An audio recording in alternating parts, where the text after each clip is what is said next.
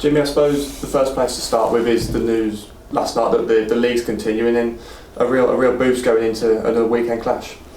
Yeah, with the 12 or 15, 18 months or so of uncertainty, fantastic news. And, we've had to try and reassure the players at various stages during the course of the season that, we were confident it would resume and it would be finalised. And to get that rubber stamp yesterday is fantastic news for all. We come into tomorrow's game after a good away victory on the road. And what pleased you most about the win at Aldershot? Possibly the intensity and the intent in how we started the game.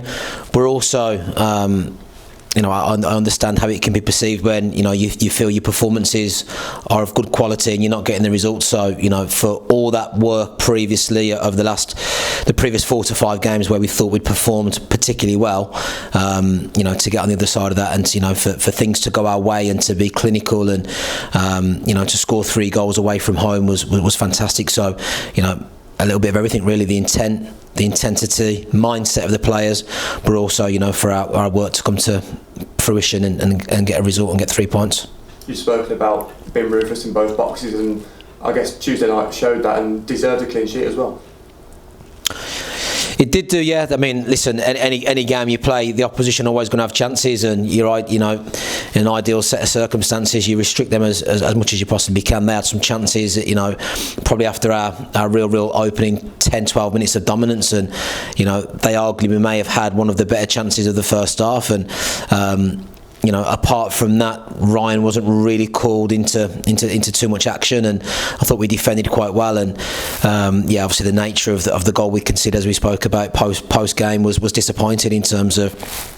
We felt there was a foul on Ryan, and looking back, there was a foul on Ryan, and just for everybody's boost and rewards of getting the clean sheet, it's massive. So disappointed we were unable to get the clean sheet, but yeah, you're dead right. I think there were lots and lots of positive parts within our defensive play and defensive actions that warranted a clean sheet.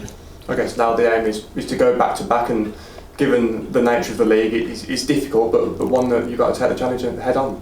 100%, yeah. I said to you, many times that we go with the mindset of 3 points, and if there's moments within a game that we think a point might be a good one to settle for, we may tweak things, but yeah, 100% we're on the road tomorrow. It's another away fixture. I think this is our 7th consecutive away fixture, which it has to take a toll. In saying that, we've got to make sure that we take that away from the players in terms of how we prepare, our preparation, our hydration, our nutrition, and it's going to be a difficult task, but yeah, 100% our focus is to get back-to-back wins and another 3 points on the board and keep climbing that table.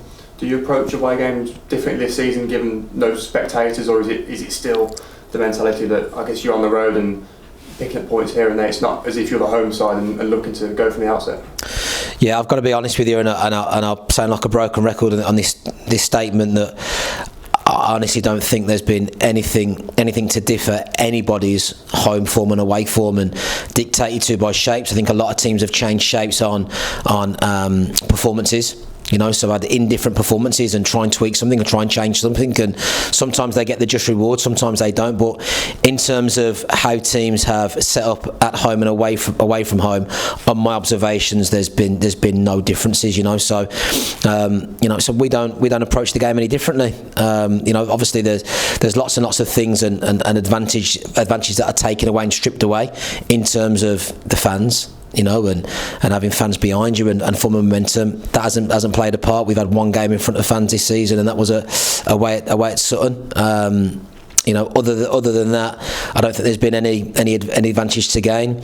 The obvious advantages are, if you're going away from home every single week for a large part of the time, there's a lot of travel into the lads, which will cause some kind of disruption into your performances. So we don't tend to have a different mentality and approach away from home.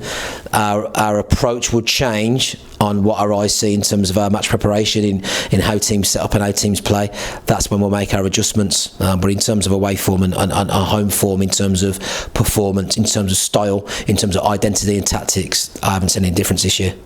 What sort of threat will Weymouth pose to us? What sort of challenge are you expecting? They're a good team. They're a good team, and I think you look at recent results, and there's been an odd goal in some of their games in terms of defeats, and when they've edged the game and nicked a result. They've got some good players. They've got a really, really good way of doing things.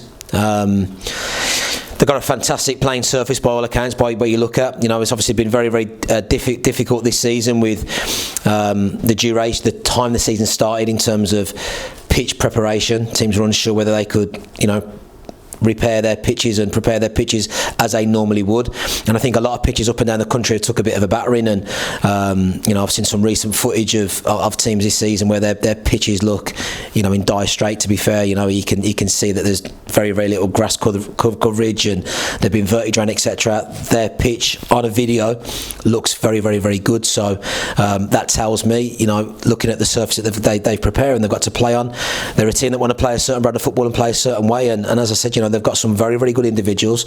They've got a nice way of doing things and pose a threat within that final third because they've got some real creative, forward-thinking players.